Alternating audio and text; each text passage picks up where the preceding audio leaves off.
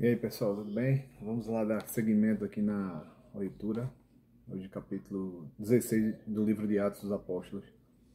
E eles saíram estavam a caminho de Derbe e Listra, né? Aí começando aqui.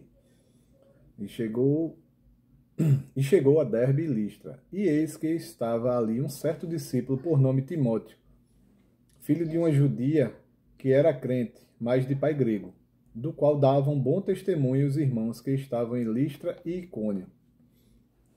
Então, eles teve aquele estresse lá em Icônio, né? Desceram, foram embora e bateram os pés e foram para essa cidade aqui. Derbe e Listra. Paulo quis que este fosse com ele, e tomando, o circuncindou, por causa dos judeus que estavam naqueles lugares, porque todos sabiam que seu pai era grego. E quando iam passando pelas cidades, lhe entregavam para serem observados os decretos que haviam sido estabelecidos pelos apóstolos e anciãos em Jerusalém, de sorte que as igrejas eram confirmadas na fé, e cada dia cresciam em número.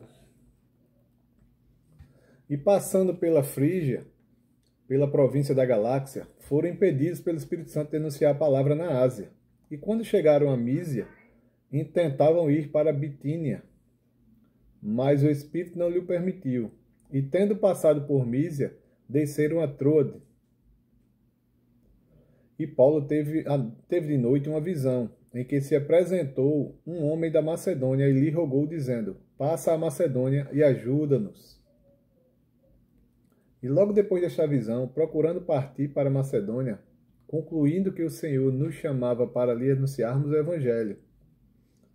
E navegando de Troade, fomos correndo em caminho direito para Samotrácia, que nome, hein? Para Samotrácia, e no dia seguinte para Neápolis, e dali para Filipos, que é a primeira cidade desta parte da Macedônia, e é uma colônia, e estivemos alguns dias nesta cidade.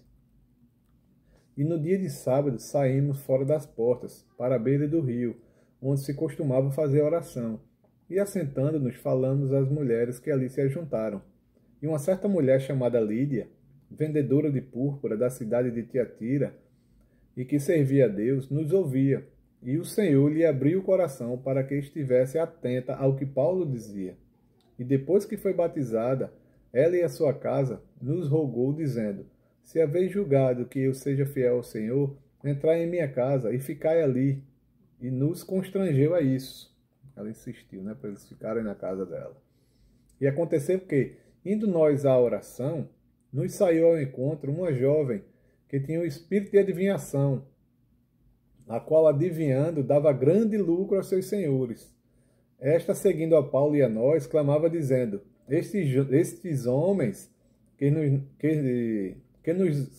nos anunciam o caminho da salvação são servos do Deus Altíssimo. E isto fez ela por muitos dias. Mas Paulo, perturbado, voltou-se e disse ao Espírito: em nome de Jesus Cristo te mando que saias dela. E na mesma hora saiu. E vendo seus senhores que a esperança do seu lucro estava perdida, prenderam Paulo e Silas e os levaram à praça, à presença dos magistrados. E apresentando-os aos magistrados, disseram: estes homens, sendo judeus, perturbaram a nossa cidade. Esses homens, sendo judeus, perturbaram a nossa cidade. E nos expõem costumes que não nos é lícito receber nem praticar, visto que somos romanos. E a multidão se levantou unida contra ele, e os magistrados, rasgando-lhes as vestes, mandaram açoitá-los com varas. E, havendo-lhes dado muito açoites, os lançaram na prisão, mandando ao carcereiro que os guardasse com segurança. O qual, tendo recebido tal ordem, os lançou no cárcere interior, e lhe segurou os pés no tronco, amarrou eles pelos pés. E perto da meia-noite, Paulo e Silas oravam e cantavam hinos a Deus, e os outros presos os escutavam. E de repente sobreveio um tão grande terremoto que os alicerces dos cárceres se moveram, e logo se abriram todas as portas e foram soltas todas as prisões. de todos, né? Foram soltas as prisões de todos. E acordando o carcereiro e vendo abertas as portas da prisão, tirou a espada e quis se matar, cuidando que os presos já tinham fugido. Mas Paulo clamou com grande voz, dizendo: não te faças nenhum mal, que todos estamos aqui. E pedindo luz, saltou dentro, todo trêmulo se prostrou ante Paulo e Silas, e tirando-os para fora disse: Senhores, o que é necessário que eu faça para me salvar? E eles disseram: crê no Senhor Jesus Cristo e serás salvos, tu e tua casa. E lhes pregavam a palavra do Senhor, e a todos os que estavam em sua casa. E tomando-os ele consigo naquela mesma hora de noite, levou-lhes os vergões, e logo foi batizado, ele e todos os seus. E levando-os à sua casa, lhe pôs à mesa, e na sua crença em Deus, alegrou-se com toda a sua casa. E já sendo dia, os magistrados mandaram quadrilheiros, dizendo: soltai aqueles homens. E o carcereiro anunciou a Paulo estas palavras, dizendo: os magistrados mandaram que vos soltasse. Agora, pois, sai e ide em paz. Eles já estavam soltos, né? Mas Paulo replicou: as soltaram-nos publicamente, e sem sermos condenados, sendo homens romanos, nos lançaram na prisão, e agora encobertamente nos lançam fora? Não será assim. Mas venham eles mesmos e tirem-nos para fora. E os quadrilheiros foram dizer aos magistrados essas palavras. E eles temeram, ouvindo que eram romanos. E vindo que eles dirigiram súplicas, e tirando-os para fora, lhes pediram que saísse da cidade. E saindo da prisão, entraram em casa de Lídia. Vendo os irmãos, os confortaram e depois partiram.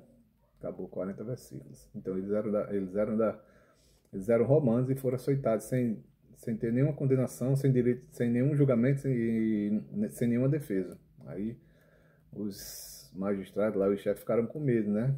Que tudo é política, né? Eles eram tipo, fosse assim, a gente é brasileiro, aí ser confundido de outro país e ser açoitado, mas não, eu sou brasileiro, eu sou cidadão brasileiro também, que eles também, Paulo tem dupla nacionalidade, né?